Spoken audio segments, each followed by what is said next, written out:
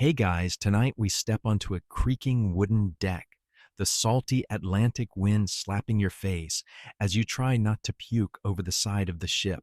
The year is 1492, and you've somehow signed up for the first voyage of Christopher Columbus, a trip so ambitious and so suspicious that most people back home probably think you're either insane or desperate. Spoiler, it's probably a little of both. You've got splinters in your hands already, your shoes are damp, and the luxury of this ride is about on par with being stuck in the world's least fun amusement park ride that lasts months. And let's be real, you probably won't survive this. So before you get comfortable, take a moment to like the video and subscribe, but only if you genuinely enjoy what I do here. And hey, let me know where you're watching from and what time it is. I love seeing who else is on board this little nighttime history voyage with us. Now dim the lights, maybe turn on a fan for that soft background hum, and let's ease into tonight's journey together. The first thing you notice as you step aboard the Santa Maria, the largest of Columbus's three ships, is that it's not actually that big. Forget those epic Hollywood shots of mighty war galleons. This is a chunky wooden vessel that creaks like an old man's knees every time the tide shifts. It's about 85 feet long, which might sound decent until you cram 40 sweaty sailors, plus cargo, plus livestock into it. Suddenly it feels less like an adventure and more like you've agreed to live inside someone's crowded storage shed. At sea, the air smells like tar pitch, old rope fish guts, and human sweat, all baked together by the Spanish sun. You're handed your first task, hauling ropes to help secure the sails. The hemp fibers burn against your palms, leaving thin red lines that will only get worse in the days to come. One of the veteran sailors smirks at you and says, "Get used to it," greenhorn in Castilian Spanish thickened by missing teeth. As the crew prepares for departure, Columbus himself makes an appearance. He's shorter than you expected, wearing a woolen tunic and a serious expression. He talks big about reaching Asia by sailing west a shortcut he insists that will make everyone rich beyond their wildest dreams. Some of the men cheer, but you notice others rolling their eyes. Word on the docks is that many think he's overpromising, and some whisper that he's just a bit mad. Historians still argue whether Columbus was a visionary genius or a reckless opportunist who got incredibly lucky. Right now, staring at his determined face as he gestures dramatically toward the horizon, you can't quite tell which it is. The ships in the fleet, the Niña de Pinta, and your own Santa Maria rock gently at anchor as final supplies are loaded. Barrels of salted cod, sacks of hardtack biscuits, wine skins, and casks of water disappear into the hold. There's also livestock chickens squawking in their cages, a pig or two grunting unhappily. The smell, needless to say, is not improving. Someone jokes that the chickens will probably outlive half the crew. No one laughs too hard. Departure day feels like an event. Crowds gather along the docks of Palos de la Frontera, crossing themselves and muttering prayers as the sails unfurl. Some wave handkerchiefs. Others shake their heads like they're watching a funeral procession. You catch snippets of conversation, people muttering that you're all doomed to fall off the edge of the world or that sea monsters will drag the ships under. A boy shouts that he wants to go along too, and his mother yanks him back by the ear, hissing that no sane man would leave solid ground for Columbus's gamble. You're not entirely sure she's wrong. Then the trumpets sound, the drums beat, and suddenly the fleet is moving. The ropes are loosed, the sails catch wind, and the dock slips away. You lean on the railing, watching the land retreat into the distance until it's nothing but a faint smudge. Just like that, you've traded certainty for an ocean that seems to stretch forever. The excitement mixes with dread in your stomach, though maybe that's just the salty fish you ate earlier. Out on the water, the rhythm of the ship takes over. The deck tilts and shifts beneath your feet, forcing you to learn the sailor's shuffle if you don't want to go face first into a coil of rope. The sound is constant, the creak of timbers, the snap of sails, the slap of waves. At first, it's overwhelming, but as hours pass, it becomes the background hum of your new life. You already know sleep will never be truly quiet again. As evening falls, you watch the horizon burn orange, then fade to purple as the sun sinks. The lanterns are lit swaying with the ship's movement, casting long shadows across the deck. A sailor points at the sky, muttering about omens. Another spits over the side, a gesture meant to ward off bad luck. The sea feels endless, mysterious, almost alive. You find yourself staring at it, half hypnotized, half terrified. That first night, as you curl up on deck because you haven't been assigned a proper bunk, yet you hear someone whisper a story about St. Elmo's fire, a strange glow that dances on the masts during storms. Some say it's the spirits of drowned sailors, others claim it's a blessing from the saints. Historians still argue whether sailors truly believed in these omens or used them as a way to explain natural phenomena they couldn't understand. Either way, you make a mental note to freak out quietly if you see glowing blue fire floating over your head. The sea is calm, the stars are shockingly bright, and you realize with a mix of awe and dread that this is your world, now sky, water, wood, and the company of men who smell like they've never met a bar of soap. Your first night on Columbus's voyage is equal parts thrilling and miserable, a taste of everything to come. You wake at dawn to the sound of shouting, though to be honest, on a ship like this, shouting is just the normal volume. The salty air is sharp in your nose, and your back aches from sleeping on rough planks. You sit up to see men already hauling ropes, climbing the rigging like monkeys, and cursing as they adjust the sails to catch the morning wind. Your hands are raw, your clothes are damp, and you realize something uncomfortable. You've got months of this ahead of you. No soft beds, no warm baths, no privacy. Welcome to life at sea. Breakfast is served, or more accurately distributed. A sailor hands you a hunk of hardtack, the legendary ship's biscuit. It looks like a square of stale bread, but feels like a brick. You bite down and nearly chip a tooth. Someone jokes that if the biscuits get any harder, they'll start using them as musket balls. They're baked to last, not to taste good. In fact, they're so dry that you can't really swallow without dunking them in water or wine first. Even then, they often come with little extras, weevils wriggling around in the cracks. You decide not to look too closely before chewing. Fun fact, sailors sometimes said the bugs were just extra protein. Less fun fact, they weren't joking. You wash it down with watered wine because the fresh water stored in barrels goes foul quickly. By foul, I mean it turns green, slimy, and smells like a swamp. So, yes, wine for breakfast is the better option. You glance around at the men, most of whom are already on their second cup. It suddenly occurs to you that this entire voyage might be run by tipsy sailors. Comforting, isn't it? The rhythm of daily work sets in. You're assigned to swab the deck with buckets of seawater and stiff brushes.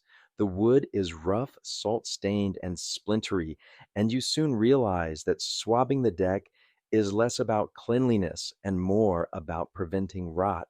Rotting wood on a ship is a death sentence. The men sing as they work shanties in Spanish bawdy verses about women left behind and chants to keep time while hauling lines. You hum along though you don't know the words. The songs are oddly soothing, carrying across the waves. As you struggle with your chores, an older sailor leans in to share a grim piece of trivia. In long voyages, men often got so bored and desperate for entertainment that they carved dice from bones or gambled with fish hooks. Others carved elaborate patterns into the wood of the ship itself, like graffiti for future crews to discover. You can already see marks along the Railing Heart's initials and crude jokes etched by bored hands decades before. It's a reminder that while Columbus claims this voyage is new, the ocean has carried many desperate men before you. By midday, the sun is brutal. The deck feels like it's cooking, and your wool tunic clings to your skin. You can't escape it. There's no shade except under the sails, and that space is already packed with dozing sailors. You sweat, you itch, you smell. It's only day two, and you're starting to feel like a human stew. One of the men warns you not to take off your shoes ever. The mix of sweat, salt, and bacteria means your feet will rot if you're careless. You laugh, then realize he's not joking. You wiggle your toes nervously in your damp shoes. That afternoon, Columbus calls a meeting on deck. He stands near the mainmast, his cloak snapping dramatically in the wind as he lectures about how you're headed west to Asia. He talks about spices, silks, and gold and the riches that await. The men murmur with excitement, though some glance uneasily at the endless horizon. Historians still argue whether Columbus truly believed he was sailing to Asia or if he secretly suspected there was something else out there. Either way, his confidence is infectious. You feel a spark of hope just before another sailor mutters, "If we don't starve first." Later, you're tasked with climbing the rigging to help adjust a sail. The ropes cut into your hands, the mast sways under you, and you cling for dear life as the ship lurches.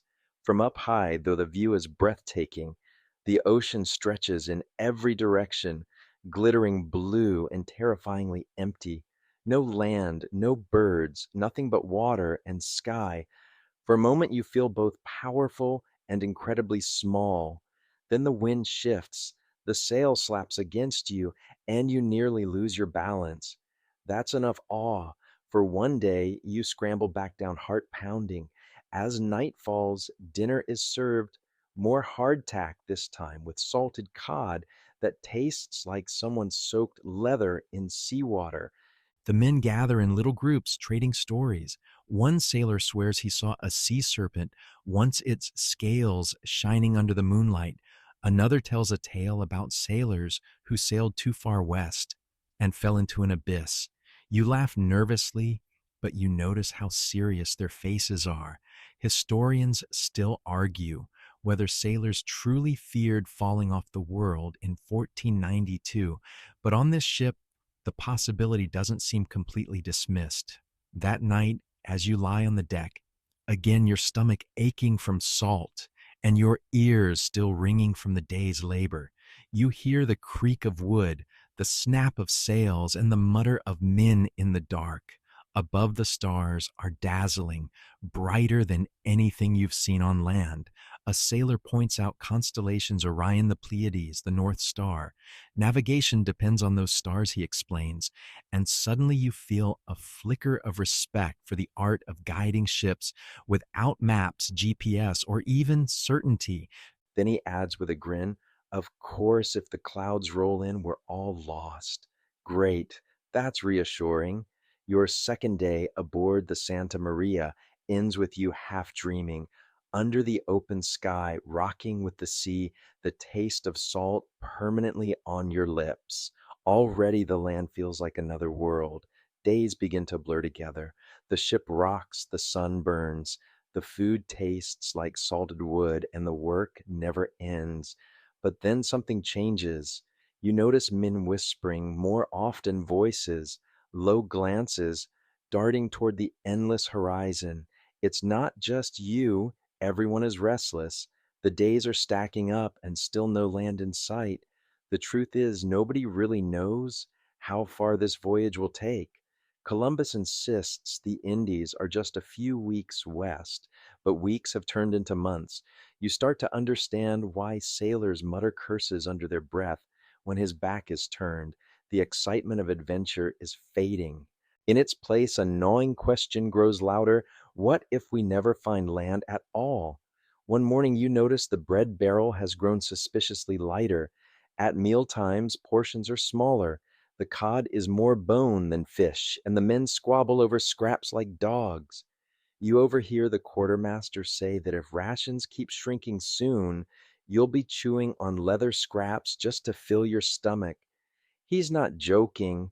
Sailors sometimes softened their shoes in water and ate them during desperate voyages. Suddenly, the hardtack with its crunchy weevil filling doesn't seem so bad. To make matters worse, a sailor comes down with a mysterious sickness. His gums bleed when he chews his teeth, feel loose, and his legs swell painfully. You hear the word whispered scurvy. You don't understand all the details, no one does, but you know enough to be afraid. Some men say it's caused by foul air in the hold, others swear it's punishment from God. The truth, a lack of vitamin C, won't be discovered for centuries. For now, all you know is that once scurvy sets in, men rarely last long. Tension grows thicker by the day. The men growl at each other over chores, snap at orders, and whisper darkly about turning back. Some even threaten mutiny.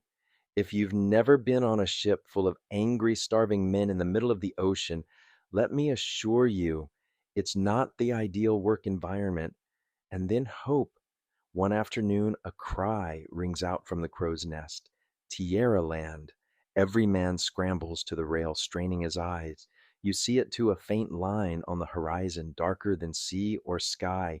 The air feels different, carrying the faint smell of vegetation. Birds circle overhead for the first time in weeks. The ship erupts in cheers, men hugging and laughing, some even crying. But then Columbus steps forward, all solemn dignity, and declares that land will only be confirmed once he himself gives the word. Typical.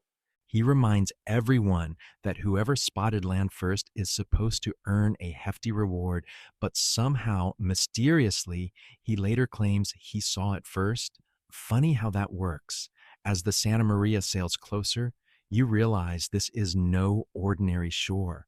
Palm trees rise against the setting sun, and the water glitters with unfamiliar beauty. This is not Asia. This is something entirely new, at least to you and your shipmates. To the people who already live here, of course it's home. The ship anchors offshore, and a boat is lowered into the water. Columbus, dressed in his finest, prepares to step onto the sand. The sailors jostle for a chance to be part of the first landing.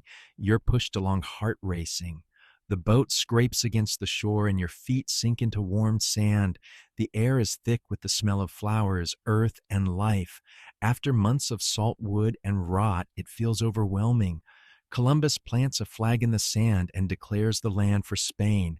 The sailors cheer, though you notice figures watching from the trees, men, women, and children, curious but cautious.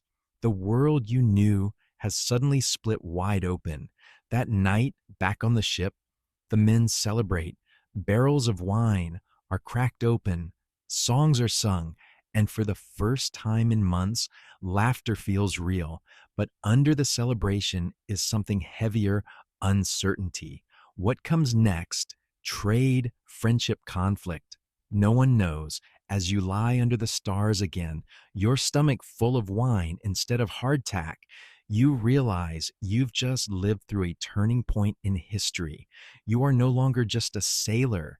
You are a witness to the beginning of an age of exploration, conquest, and consequences no one yet understands. And as the waves lap against the hull, one thought settles into your mind: this journey was only the beginning. The next morning, you wake with a pounding head and a dry mouth, the after effects of too much celebratory wine. But there's no time to sleep it off.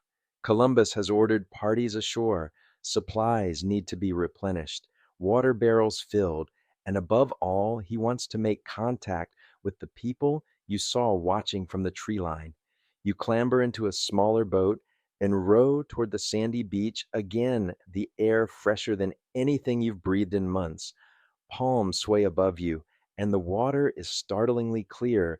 You can see fish darting below, flashing silver in the sunlight. It feels like paradise compared to the floating wooden prison you've endured. Then you notice them. The island's inhabitants step cautiously from the trees, their skin sun darkened, their hair adorned with feathers, their bodies painted with dyes and decorated with beads.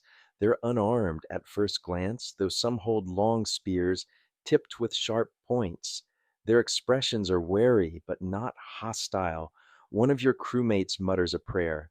Another elbows you and whispers, "Not exactly the spice markets of India, eh?"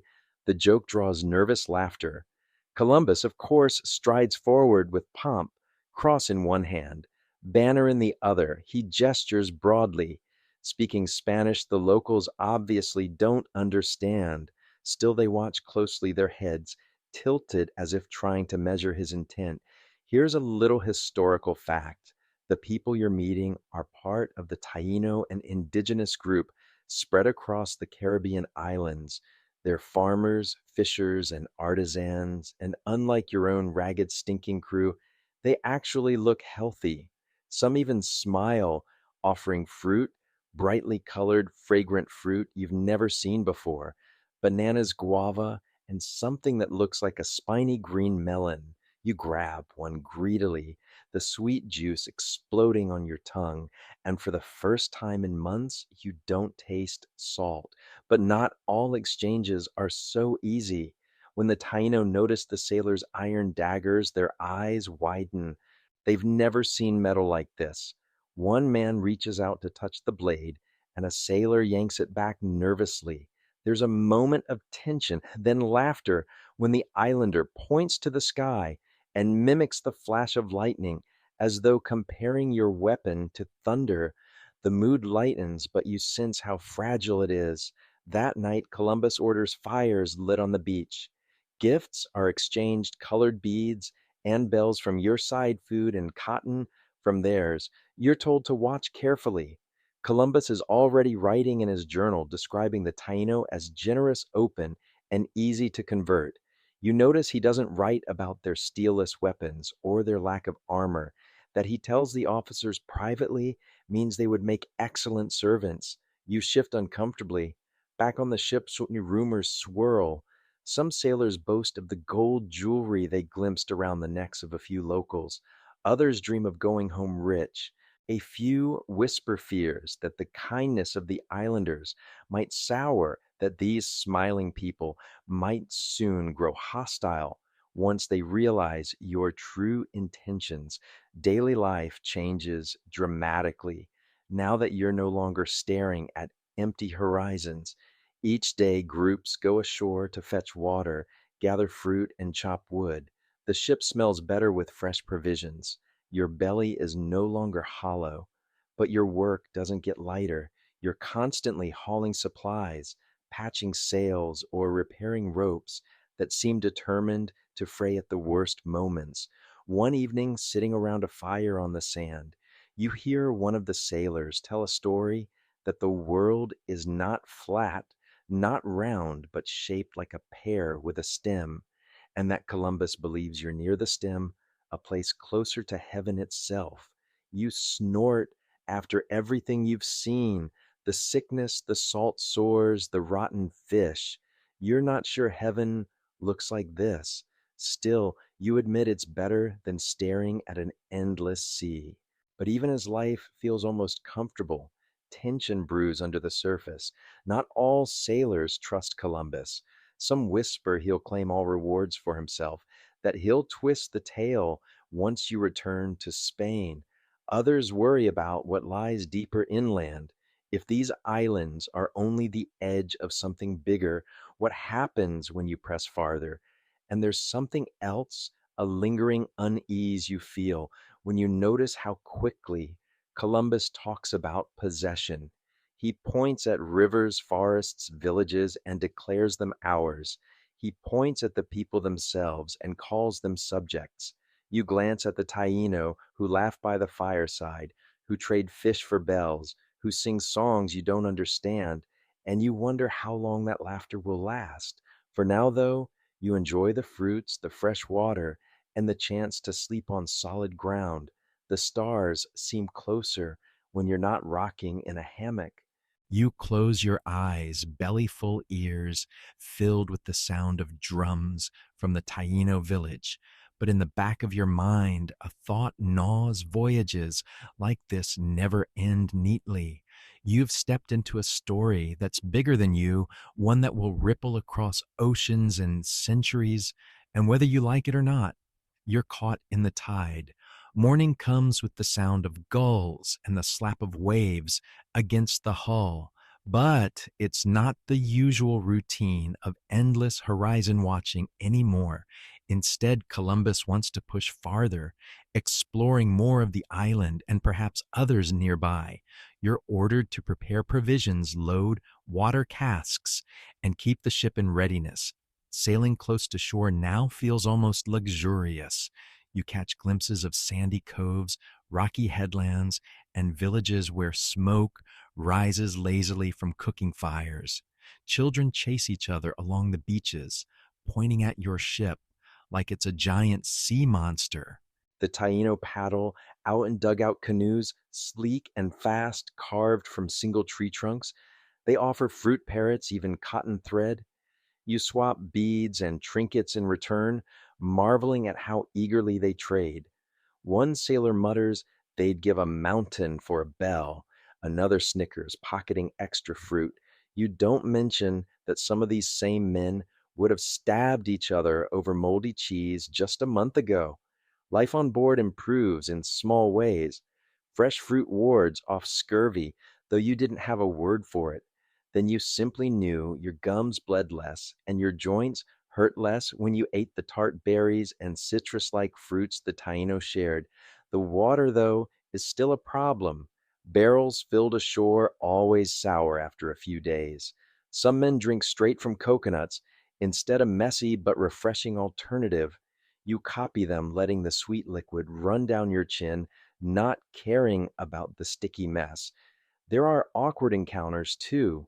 Once, when a sailor tries to take more food than offered a Taino man, pulls back frowning. The air tenses as both sides reach for weapons. Columbus smooths things over with exaggerated gestures, offering gifts to prove goodwill. But you sense the unease. Historians still argue whether these first exchanges were truly peaceful or already tinged with manipulation. From where you stand, it feels like both. Meanwhile, shipboard discipline returns in full. Columbus keeps his men working constantly, drying sails, cleaning decks, patching leaks. He doesn't want idleness. He knows bored sailors start thinking dangerous thoughts. You remember the mutinous whispers from the endless ocean days, and you see him squashing the same spark here with work orders and strict rationing. One historical tidbit: sailors of your time often relied on dried cod, salted pork, and hardtack, so tough you had to soften it in liquid before chewing. Now the island's bounty feels like luxury, but you know it won't last forever. Already the ship's stores of proper supplies are being eaten alongside the new foods. Some sailors joke they'll never go back to chewing ship biscuit again. You hope they're right, though a part of you knows better. Nights ashore bring music. The Taino play drums made from hollowed logs and gourds, creating rhythms you've never heard. You find yourself swaying, even laughing. The sailors join in clapping, stomping. For a fleeting moment, you forget the damp hammocks, the stench of the bilge, the fear of storms. You're just another person under the stars, warmed by firelight, tasting roasted fish and strange fruits. But then Columbus reminds everyone of the mission. He points inland, his eyes glinting. He wants gold. He believes it lies somewhere beyond the villages, perhaps in mountains glimpsed in the distance. Every sailor knows this voyage wasn't meant just for fruit and parrots, it was meant for riches. Some grumble privately. You hear men muttering that this island paradise is good enough, that they'd rather settle here than risk the sea again. But Columbus is not a man to stop halfway. He plans to press onward, charting islands, claiming territory, and gathering as much evidence of wealth as possible before heading back to Spain. As the days pass, you notice Columbus taking notes, constantly scribbling in his journal. He writes about the land, the people, the resources. He emphasizes how generous and timid the locals seem. You realize his pen is as sharp a weapon as any sword. What he records will be believed by kings and courtiers across the sea. The Taino who laugh and sing around your fires are already being transformed into words that may not resemble them at all. One night, sitting by the water's edge, you catch yourself thinking, maybe you'll survive this after all. The food is fresh, the sea's calm, the people kind. For the first time in months, you're not just enduring, you're living. But then you glance back at the looming silhouette of the ship, its masts jutting against the stars like skeletal fingers. You know it won't last because voyages always move forward, never backward, and you like it or not, are caught in Columbus's wake. The morning starts with orders barked down the line. Today, Columbus wants inland exploration. You're assigned to stay with the ship Lucky, since the thought of marching into unknown forests with only rusty armor and heavy boots sounds like a nightmare. Still, you watch as a group of men trudge off swords, jangling with a few Taino guides, leading them toward the distant hills. Back on the shore, you busy yourself helping repair the ship's rigging. The hemp ropes fray quickly in this damp climate, and you find yourself twisting, splicing, and knotting fibers until your hands burn. A sailor beside you grumbles about blisters, but you mutter something about better rope than rowing. He laughs bitterly, remembering the endless weeks spent at the oars when the wind failed. By midday, the inland party returns, carrying samples, gleaming stones, a few yellow flecks in river sand, and exotic plants. Columbus's eyes burn with excitement at the hint of gold, but you squint and think it looks more like glittering sand than treasure. Historians still argue whether these early reports were genuine finds or wishful exaggerations to please the crown. On the deck, however, you can't miss the fever in Columbus's voice. He insists this is only the beginning. Life on the island takes on a strange rhythm. The Taino come and go, some curious, some cautious. They bring more fruit and food, and you start noticing details. Their cassava bread, flat and chewy, their hammocks woven from cotton, surprisingly comfortable compared to your damp straw mattress, their shell jewelry shimmering with colors no gold can match. One quirky fact: sailors like you had never seen hammocks before this voyage. At first, you laugh at the net beds strung between posts, but after trying one, you admit it's genius. The hammock rocks gently, breezes pass underneath, and best of all, you're off the filthy ground where bugs and rats crawl. You think half seriously that hammocks could replace bunks on ships someday. You're not wrong. Still, the language barrier nags at you. Columbus relies on gestures, gifts, and a handful of Taino words his men scribble down. Misunderstandings are common. Once, when trying to request food, a sailor accidentally offends a villager by miming something entirely different. Laughter erupts, but underneath you sense the thin line between comedy and disaster. You've seen fights start over less. Nights on board are quieter now. Instead of the tense, desperate prayers whispered into hammocks, you hear snores and even chuckles. Bellies are fuller, and for a while, hope replaces dread. But there's also unease because you don't know where this is heading. Some sailors whisper they'll never want to leave this place. Others remind them that Columbus will never be satisfied with fruit and hammocks, and you hover between awe and worry. You're grateful to have lived long enough to touch land, to taste fresh food, to sleep under stars that don't feel like they're mocking you. Yet you sense that you're standing at the edge of something much bigger than you. At one point, leaning on the rail of the ship, You hear the forest alive with strange calls, birds shrieking, monkeys, chattering leaves, rustling with things you can't see. It feels like the world itself is watching you, measuring whether you belong. Then the inland party sets out again, this time with more determination. Columbus wants to follow rumors of larger villages farther inland. He talks of rivers glittering with gold. You listen quietly, noting how quickly the men around you turn hungry again, not for food this time, but for wealth. You shake your head, thinking not long ago these same sailors would have sold their souls for a crust of bread. Now they dream of crowns, riches, and land. The sea changes men, you decide, or maybe it just reveals them. One evening, after hauling barrels and coiling ropes, you watch Columbus on the beach, drawing maps in the sand with a stick. His lines scratch across the grains, mountains here, rivers there, villages marked with symbols. He gestures wildly, talking of kingdoms and empires, and you realize he's already reshaping what you see into something far grander in his mind. You, meanwhile, are still brushing salt crust from your shirt, still trying to get the smell of tar off your hands, still hoping the fresh fruit lasts another week. When you finally collapse into your hammock that night, rocking gently, you think the ship is mended, the men are calmer, and food is better. But the seas always call again, and you know Columbus won't linger. Soon you'll leave these shores behind, and who knows what waits over the next horizon.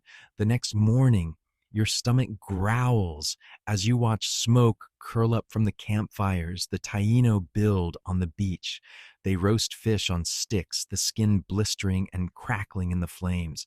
You smell it from where you stand, hauling water from the barrels, and for a moment, you wonder why you ever tolerated the ship's worm-riddled biscuits. Columbus is restless again. He wants proof, real proof, that his voyage was worth it. You hear him muttering about Cipangu and Cathay, the lands Marco Polo described. The men less obsessed with geography just want something solid to bring back to Spain. Whispers run along the ship.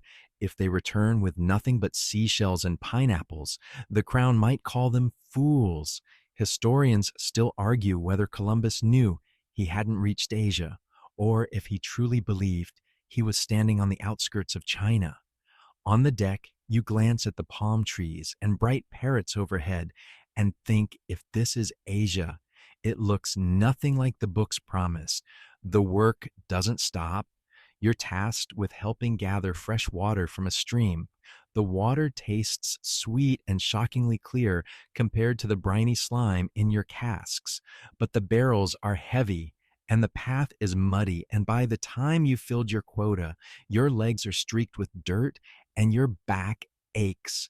You swear under your breath, only to have a Taino child laugh at you and mimic your grumbling tone. You can't help but laugh back, and for a second, you almost forget why you're here. Columbus, of course, doesn't forget. He orders a search for gold. He directs men to comb the riverbeds, pick through sands, even question the Taino with frantic gestures.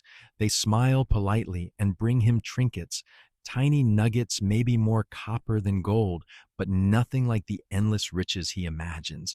That night, seated on a log near the fire, you overhear two sailors plotting. We could take what we need. One mutters, eyeing the Taino village down the beach. His companion shushes him nervously, but the thought hangs in the air like smoke. You realize with a twist in your stomach that greed is sharpening claws among your comrades. Still, not all is grim. One quirky discovery makes you grin. A sailor strings up his hammock between two palm trees and spends the night swaying gently in the ocean breeze.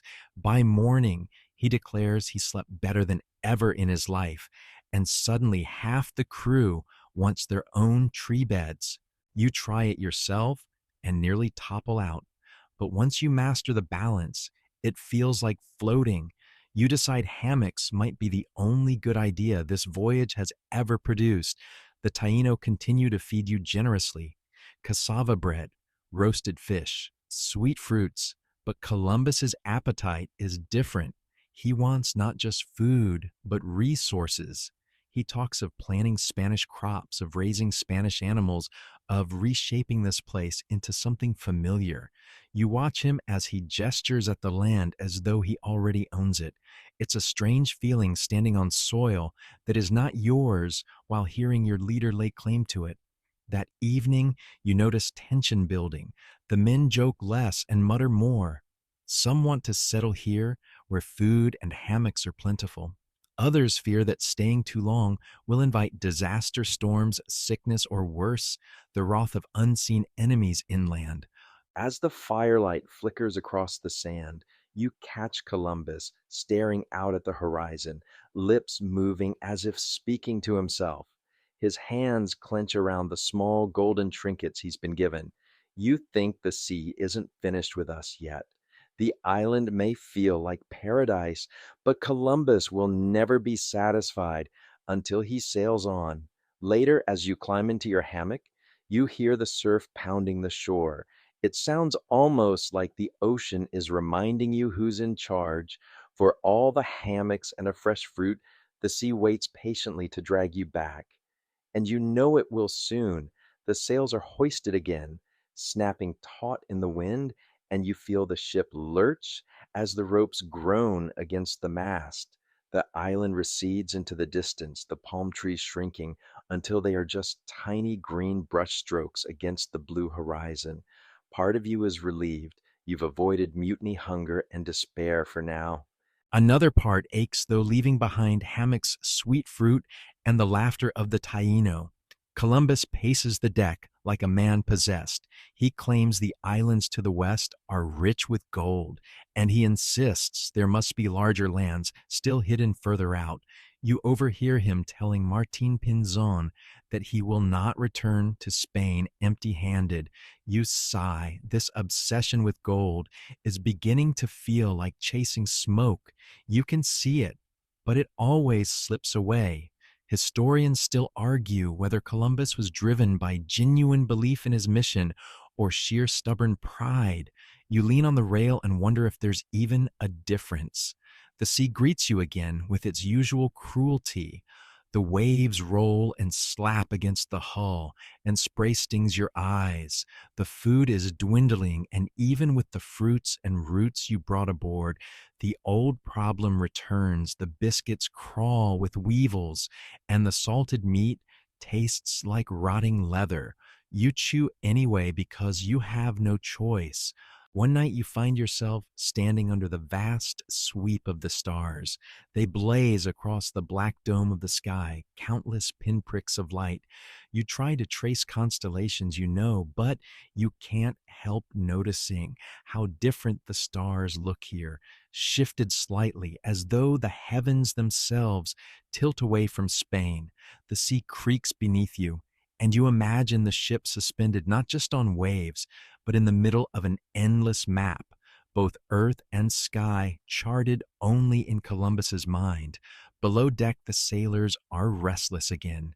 Dice clatter on overturned barrels. Men gamble away scraps of food or pieces of clothing. Someone jokes that soon they'll be wagering who gets the last sip of water. Laughter erupts, sharp and uneasy like knives rattling together. There are moments of comedy, though. One sailor decides to train a parrot he stole from the island, teaching it to squawk insults at the crew. By the third day, the bird has mastered a particularly rude phrase about Columbus's hat, and even the captain himself cannot help but scowl and adjust his plumed cap when it squawks. The laughter it brings is worth the risk of punishment. The days blur together. You spend hours at the oars when the wind falters, arms aching, sweat stinging your eyes, salt crusts in your beard, and your skin burns under the unrelenting sun. You swear that if you ever see rain again, you'll dance naked in it just to feel the coolness. Finally, land emerges once more, a new island low and green on the horizon. The crew cheers weakly, more out of habit than excitement. Another chance, another shore, another possibility of gold. Columbus raises his arm, pointing dramatically, as if he has conjured the land himself. You roll your eyes, but deep down, you admit there is something thrilling about the moment when the unknown takes shape in front of you. As the anchor drops and the sails come down, you wonder what waits this time. More fruit and laughter, more empty sands and disappointment, or something darker that no one expects. The only certainty is this: the sea will always demand more from you than you want to give. And as the ship steadies itself in the new harbor, you realize your voyage is far from over. The island you approach looks different from the first rockier shores, taller hills rising in the distance like jagged teeth. The water near the beach sparkles in shifting blues, but the crew's cheers quickly fade when they notice no welcoming figures on the sand, no smoke from cooking fires, no carved canoes pulled up on the shore. It feels empty. Columbus insists it is simply another uncharted paradise, untouched, waiting for Spain's flag to claim it. But you and the others know better. Islands rarely lie uninhabited. If no one greets you, it means they are watching from the tree line, silent, unseen. A few men shift nervously, fingering the hilts of their knives. When you finally wade ashore, the sand is warm, but the air feels heavy, as if carrying a warning. A few sailors joke to break the tension, mocking Columbus's pompous speeches or pretending to crown each other king of empty beaches. Their laughter echoes strangely across the quiet bay. Exploring inland, you discover signs of life, broken branches, footprints in the dirt, and a few woven baskets left near a stream. Someone whispers that the locals must have hidden themselves, afraid or perhaps unwilling to meet the strange bearded men from across the sea. That night, the camp is restless. The fire crackles, and every snapped twig beyond the circle of light makes your heart leap. One man swears he saw figures moving among the trees, eyes reflecting the firelight like wild animals. Another mutters that the spirits of the island are angry. The sailors try to keep spirits up with songs, though even the bawdiest verses falter when the wind sighs through the palms. You lie awake staring at the stars, wondering if you're the intruder here or if you've stepped into some story you don't fully understand. Columbus, of course, seems unfazed. He draws maps by firelight, sketching coastlines and scribbling notes about gold that doesn't exist. We will press inland, he declares, as though the island were nothing but an obstacle between him and glory. You watch his shadow dance on the canvas of his tent and wonder if he's driven by vision or madness. Days pass, and still you see no one, but the island is not kind. The fruit trees are sparse and the streams run shallow. You begin rationing again, stomachs tightening, tempers growing short. The parrot that once shouted jokes grows silent, and someone mutters that even the bird senses trouble. And then one morning, you wake to find your camp disturbed. Not destroyed, no fires, no missing supplies, but the baskets you had left empty are now filled with food, cassava roots, a handful of fruit, a few smoked fish, gifts, or warnings. The crew argues. Some believe it is an invitation, a gesture of peace. Others say it is a trick, a lure into ambush. Columbus, he calls it tribute, already planning how he will report it to the crown. You, though, stand there holding one of the smoked fish, its skin gleaming in the sun, and you wonder, are you explorers, invaders, guests, or thieves? Whatever the answer, you feel it deep in your gut. The longer you stay, the more the sea will seem like the safer home. And so, when the sails are raised once again and the island slips into the haze of distance, you cannot help but feel relief, relief and unease, because you know the sea is vast, the voyage is far from over, and the hunger for gold and for discovery will not let Columbus rest. You glance back one last time. In the tree line just before the island vanishes, you could swear you see movement, eyes watching, silent, waiting. The days at sea after leaving the silent island are long, and they settle back into the rhythm of survival. The rigging creaks, the sails snap, and the deck groans under your boots. You grow so used to the sound that silence itself begins to feel dangerous, as though the ocean is holding its breath. Your rations now consist of hard bread, so stale it could chip a tooth, watered down wine that tastes faintly of vinegar, and the occasional salted fish. Some men joke that they'd rather eat the leather off their boots. It would at least be chewier. But in the middle of laughter comes the coughing, a deep, rattling cough from one of the younger sailors that silences the group. Scurvy has begun to creep in. You notice gums swollen and bleeding when men bite into bread, teeth that ache, legs that cramp, the sickness of too much sea and too little green.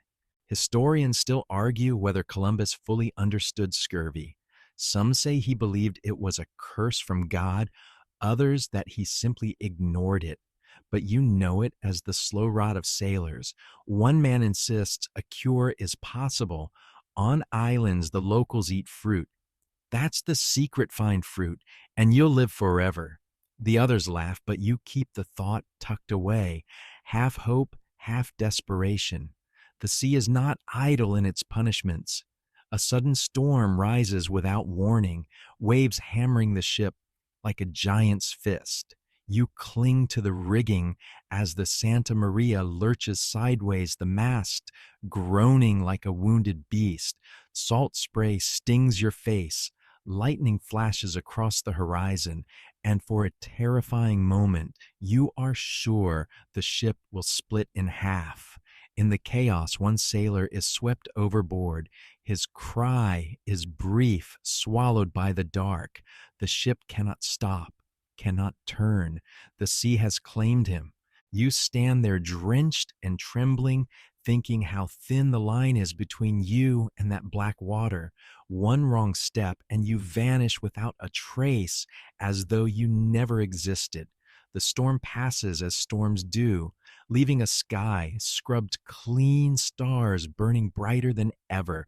Columbus uses the stars to navigate his finger tracing imaginary lines, his voice filled with a conviction you almost envy. He swears Spain lies just beyond the horizon, but morale is shaken, whispers circle among the men. How much longer can this last? Some suggest turning back. Others spit the idea away, fearing Columbus's wrath or the shame of failure. Yet each dawn that rises over an endless blue horizon gnaws at your resolve. To distract yourselves, you invent games, dice carved from bone stories, exaggerated until they're ridiculous, even contests to see who can balance longest on the swaying beam of the deck. One sailor attempts to teach the parrot to say, "Turn back." A joke that earns nervous laughter, but also a slap from an officer. And yet there are moments of beauty. One evening, dolphins race alongside the ship, leaping in arcs so perfect you almost forget hunger. Another night, the sea glows with bioluminescence, each wave crest shining like spilled stars. The men gather silently at the rail mouths, open eyes wide, as though the ocean is trying to remind you that it holds wonder as well as terror. But beneath it all runs a current of tension. You dream of the island where unseen eyes watched from the trees. You think of the baskets filled with food left at your campfire. Were they mercy or warning? And if you meet other people, will they greet you with gifts or with spears? Still, Columbus drives the ships onward. He is tireless, his gaze fixed always on the horizon. He writes in his journal by candlelight, muttering about gold, about new worlds, about how Spain will sing his name for centuries. You watch him and wonder if history will remember his dreams or his madness.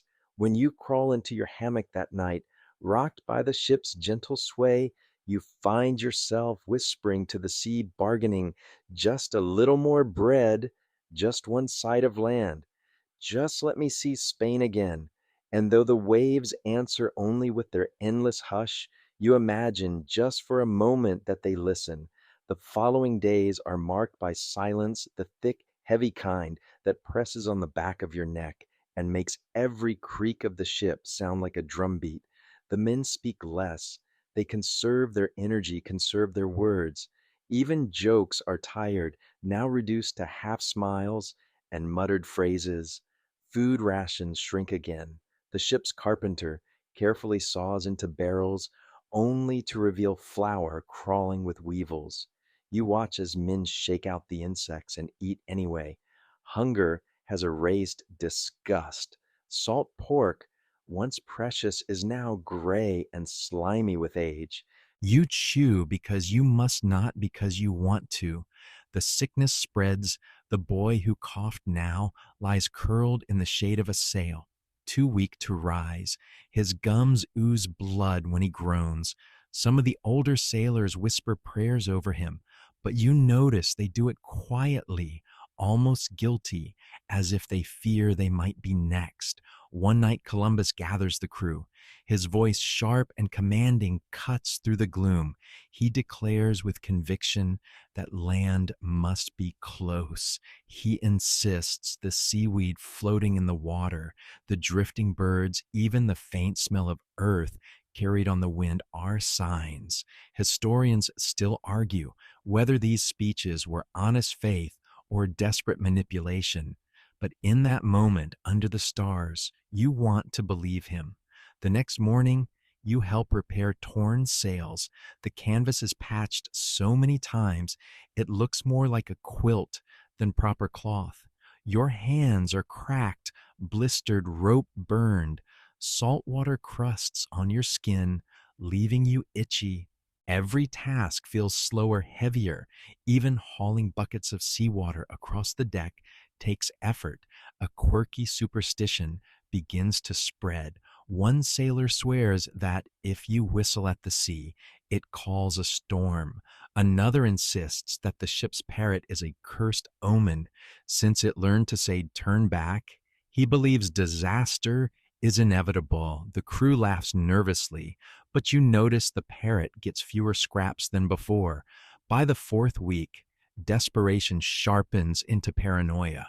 Arguments break out.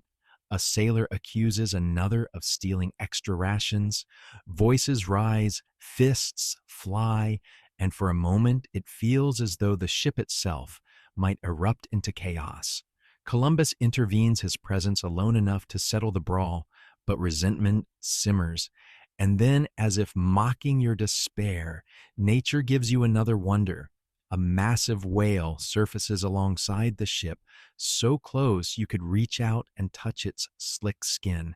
It exhales a misty plume that showers the deck before sinking again into the deep. The men stand stunned. Some cross themselves, others shout that it is a sign of good fortune. You stare after the great shadow and wonder if it was watching you as much as you watched it. That night, you cannot sleep. The stars seem brighter than ever, stretching across the black dome of the sky. You think about home Spain with its crowded markets and noisy taverns, bread warm from the oven wine that doesn't taste like vinegar, the sound of a lute in the corner of a room. You can almost hear it, almost, but the ocean keeps pulling. The horizon is endless, unchanging, and the longer you stare at it, the more it feels like the sea itself is alive, an ancient beast stretching beyond imagination, patient waiting when dawn comes. A cry pierces the morning air. A lookout points ahead. Something dark, something new breaks the horizon. The ship stirs, men rushing to the rail eyes, wide voices shouting over each other. Could it be? Is this the land Columbus swore was near, or just another cruel trick of distance and light? Your heart hammers. You grip the rail so tightly, your knuckles whiten. For the first time in weeks, your exhaustion lifts. You squint into the rising sun, salt stinging your eyes, searching for the shape of salvation. Whatever it is, you know The voyage has reached its breaking point. The dark smudge on the horizon lingers all day, and yet it never seems to draw closer. The lookout swears it's land. Others insist it's just another trick of cloud's light and hope mixing together to tease exhausted eyes. You want to believe, but doubt has become second nature. The men grow restless, clustering in groups to whisper. The boy with bleeding gums dies quietly in the night, wrapped in rough cloth and dropped into the sea with little ceremony. His body vanishes into the rolling black water. The splash echoes in your ears long after the others walk away. Food is nearly gone. You chew on leather straps to fool your stomach. Some sailors talk of mutiny again, this time more openly. They argue that Columbus is leading you to death, that his promises of land are nothing but lies. One man even threatens to throw him overboard if no shore appears soon. Columbus does not flinch. He tells them that he has seen flocks of birds flying southwest, and where birds fly, land must be near. Historians still argue whether his calm was true confidence or sheer bravado. Superstition deepens its grip.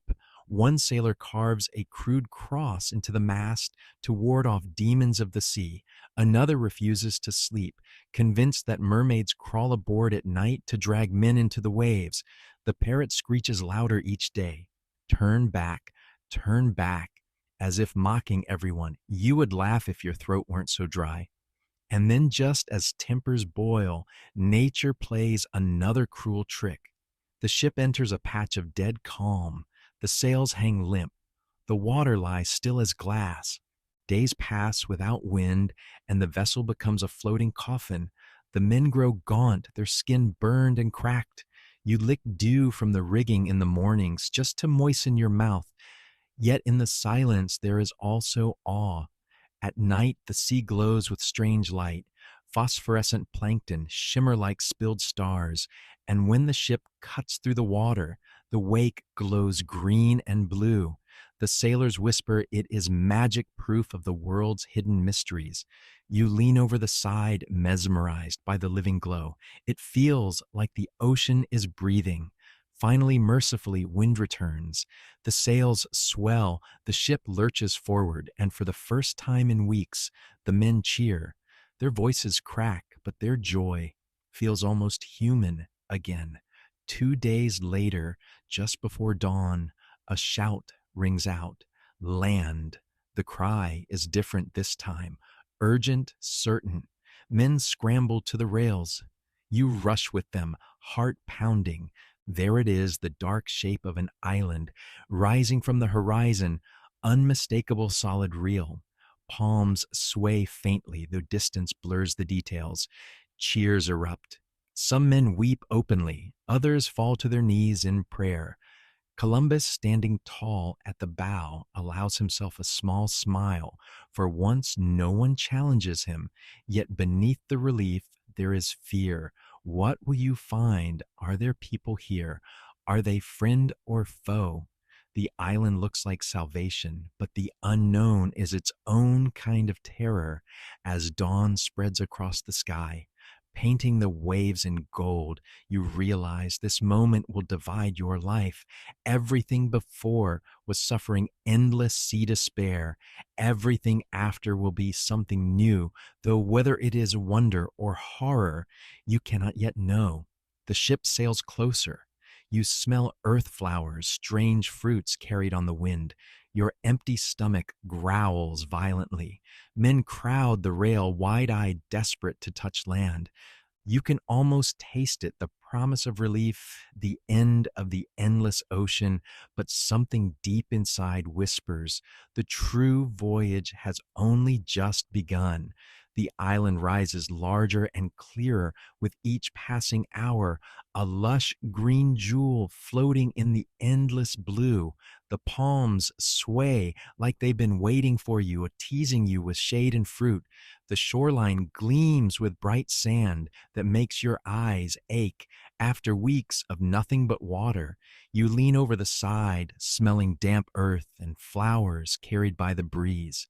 Your stomach growls so loudly that the sailor beside you laughs bitterly, his ribs visible through his torn shirt. Columbus orders the anchors dropped offshore.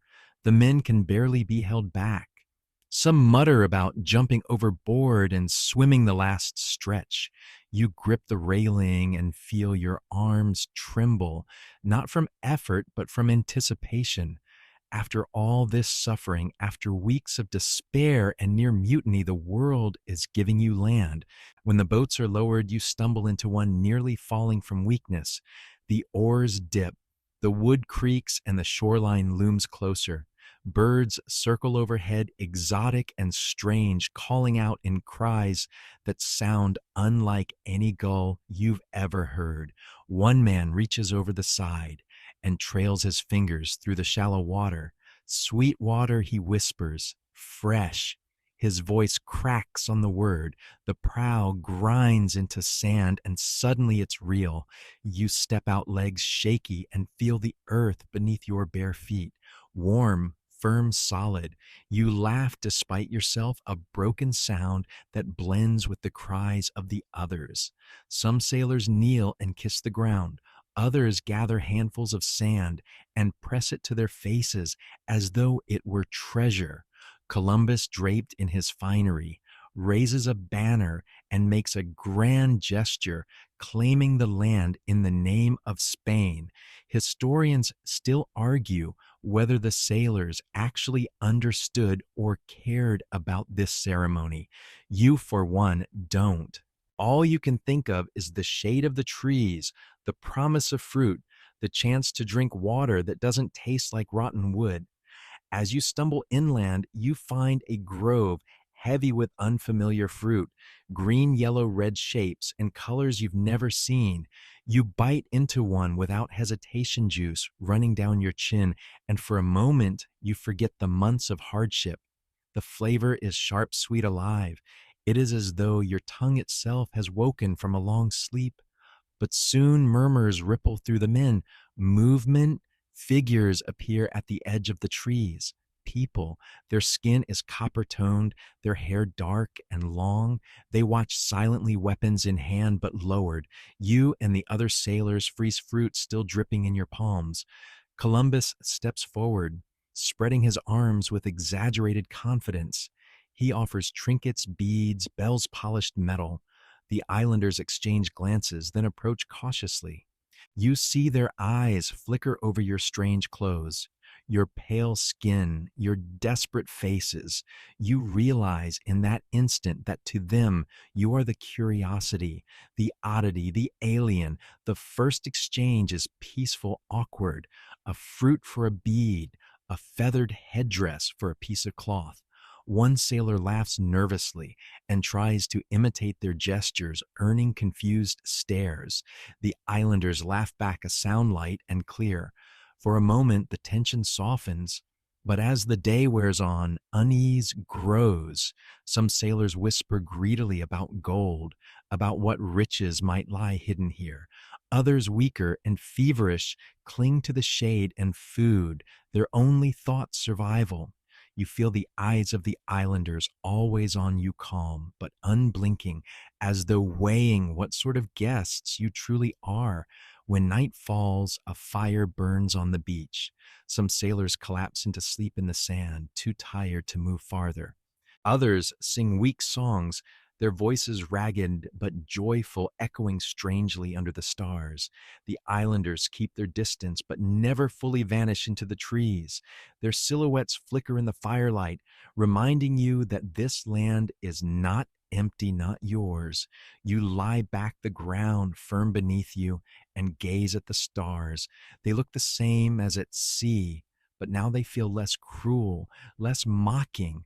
You close your eyes and whisper to yourself that you survived, yet deep down, you know survival was only the first chapter. Something has shifted. You can feel it in your bones, in the weight of Columbus's gaze on the island, in the sharp curiosity of the people who live here. You are no longer lost at sea. You are at the beginning of something far more complicated, something that will ripple outward in ways you cannot imagine. For now, though, you drift to sleep with fruit juice still on your lips and solid earth under your back. It is enough. The dawn breaks over the island in soft pinks and gold, washing the palm tops with color as though they're catching fire. You wake stiff but rested sand, clinging to your skin salt, still itching in your hair. For the first time in weeks, the sound greeting you is not the endless slap of waves, but the rustle of leaves, the distant calls of unseen birds, and the murmur of people moving somewhere in the trees. Columbus is already striding about, cloak flowing, issuing orders in his booming voice. He insists on exploration. The men groan, some from hunger, some from sheer exhaustion, but they obey. After all, he claims this land belongs to Spain. Now, whether the islanders agree or not, you fall into line, trudging after him. Your legs ache, but the promise of more fruit and fresh water drives you forward. The islanders appear again, this time in greater numbers. They walk alongside, watching you with expressions you can't quite read. A few smile, a few remain stone faced. One young boy bursts into laughter at the sight of your oversized boots squelching in the mud. You smile despite yourself and wave, but his mother quickly pulls him back. Historians still argue whether the first meetings were truly friendly or whether tension simmered from the start. You suspect both might be true. The deeper you walk, the stranger everything feels. The plants grow larger than you imagine their leaves, wide enough to serve as cloaks. Vines dangle like ropes. Brightly feathered birds shriek and flutter unbothered by your noisy company. One sailor swears he sees a monkey, though the others laugh and say he's delirious. Maybe he isn't. This place feels like a dream, and dreams have a way of birthing strange animals. You stop at a stream, cool water sparkling across the rocks. Without hesitation, you kneel and drink. It is sweet and alive, not the stale wooden flavor of cask water, but something crisp and clean. You splash your face, and for a moment, you almost cry at the sensation. You glance up and see other sailors doing the same, their shoulders shaking with relief. Later, you find a grove where the islanders have gathered.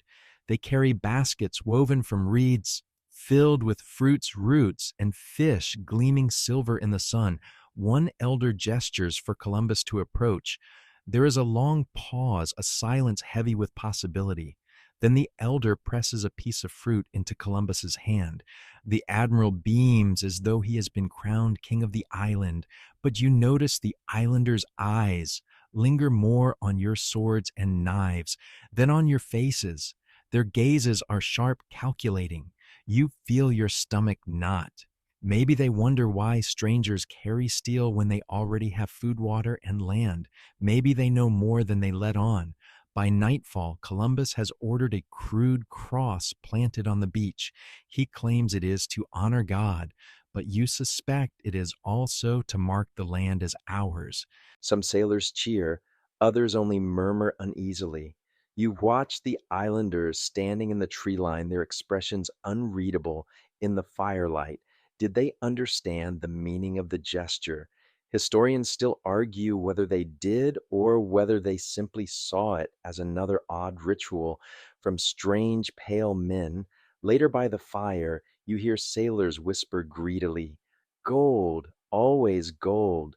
They talk of the glitter in the islanders' ornaments, in their necklaces, in tiny flecks embedded in river stones. You know the hunger in their voices. It's the same hunger that drove them across the sea. Fruit and water are not enough. They want wealth. They want power. You stare into the flames, unease prickling the back of your neck. You came here desperate, nearly broken, praying only for land to save you from the endless ocean. But now that you've set foot here, you realize you stand at the beginning of something bigger, something dangerous. This island feels alive aware, and it will not stay simple forever. As you lie back on the sand, stars glittering above the taste of fruit still lingering on your lips, you wonder if the island itself is watching you, if the spirits of this place know what storms have arrived with your sails. You close your eyes, sleep heavy, and dream filled the sounds of drums faint in the distance carried on the warm wind. Tomorrow will bring something new, and you are no longer certain if that is a blessing or a curse. Morning breaks hot and heavy, the air thick with the scent of earth and fruit. You rise from the sand, your body sore, but not from rowing or storms. This time it's a soreness born of strange ground beneath you, of walking through forests that seem to swallow you whole. The sea glitters beyond the beach, calm as a sheet of hammered silver, yet you sense it waiting for you, always calling you back. Columbus is already busy. He wants samples of everything: plants, feathers, even the carved tools the islanders use. He orders men to gather what they can. Some obey eagerly, stuffing satchels with fruit and seeds as though their hands might turn them to gold. Others grumble. You watch them haul away items that clearly do not belong to you, their laughter loud, their steps heavy. The islanders observe silently from the trees, their faces giving nothing away. At midday, a small group of men returns from scouting deeper inland. They bring stories of rivers that glitter in the sunlight, of ornaments worn by the islanders that sparkle like fire. Columbus seizes on the word oro, gold. His eyes shine with more hunger than when he first sighted land. You feel the mood shift, sailors buzzing with excitement, whispering promises of riches. The air tastes different now, less like paradise, more like ambition. That night, by the fires, songs break out among the crew. But they aren't the joyous relief songs of sailors saved from death at sea. They are harsher, greedier, almost feverish chants of what's to come. You sit apart, listening uneasy. You catch yourself glancing at the islanders, watching from the edge of firelight. Their expressions are unreadable. Do they understand the words? Do they feel the storm gathering? Historians still argue whether Columbus truly believed he had found the edge of Asia or if he simply convinced himself for the sake of his sponsors. You sitting here under the strange stars realize the truth matters less than what comes next. Whether this is Asia, a new world, or some dream island, it is already being claimed, shaped, and changed. And so are you. You wander down the beach away from the noise.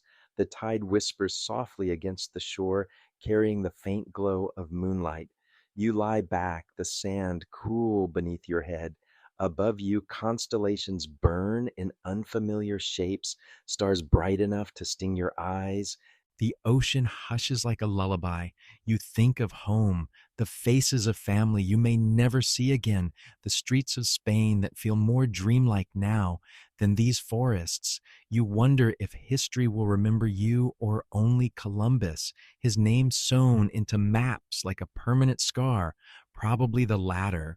Sorry, sailor, you won't survive into fame. You'll just survive tonight, and maybe that's enough. Your eyelids grow heavy. The firelight behind you fades into distant sparks. The island hums with insects, with the murmur of unseen drums, with the sigh of trees that have stood long before your ship arrived. You drift into sleep, caught between fear, wonder, and the strange peace of being alive when so many nights before seemed to promise death. And as you slip into dreams, you realize this journey, whether remembered or forgotten, has left its mark on the world, on the island, on you. The night softens now. Imagine the island fading into stillness, the fires burning low, the voices of sailors finally quiet. The beach stretches out before you, calm and endless, the waves brushing the shore with the gentlest rhythm, like a steady heartbeat meant only to soothe you. The sky above glows deep indigo stars, scattered like tiny candles, flickering in the vast cathedral of night. You breathe slowly, deeply, letting the air of the ocean fill your lungs. It is warm, salted, comforting, as though the sea itself is wrapping you in a blanket. The sounds around you blur the distant laughter of men fading, the rustle of leaves, softening the hum of insects, quieting until all that remains is the steady, eternal hush of waves. Each crest, each retreat of water carries away another thread of tension, another scrap of worry. You feel yourself growing lighter, as though the sand beneath you is no longer ground, but a cloud holding you gently above the earth. The stars seem closer now, watching with calm patience, their light guiding you not toward discovery or conquest, but toward rest. Whatever tomorrow brings it is far away. Whatever storms may come, they are not here tonight. Here in this stillness, you are safe. Here you are whole. Let your eyes close. Let your breath grow slow. Let the rhythm of the ocean carry you deeper and deeper into peace. Good night, traveler of seas and time. May your dreams be calm, your sleep unbroken, and your heart as steady as the tide itself.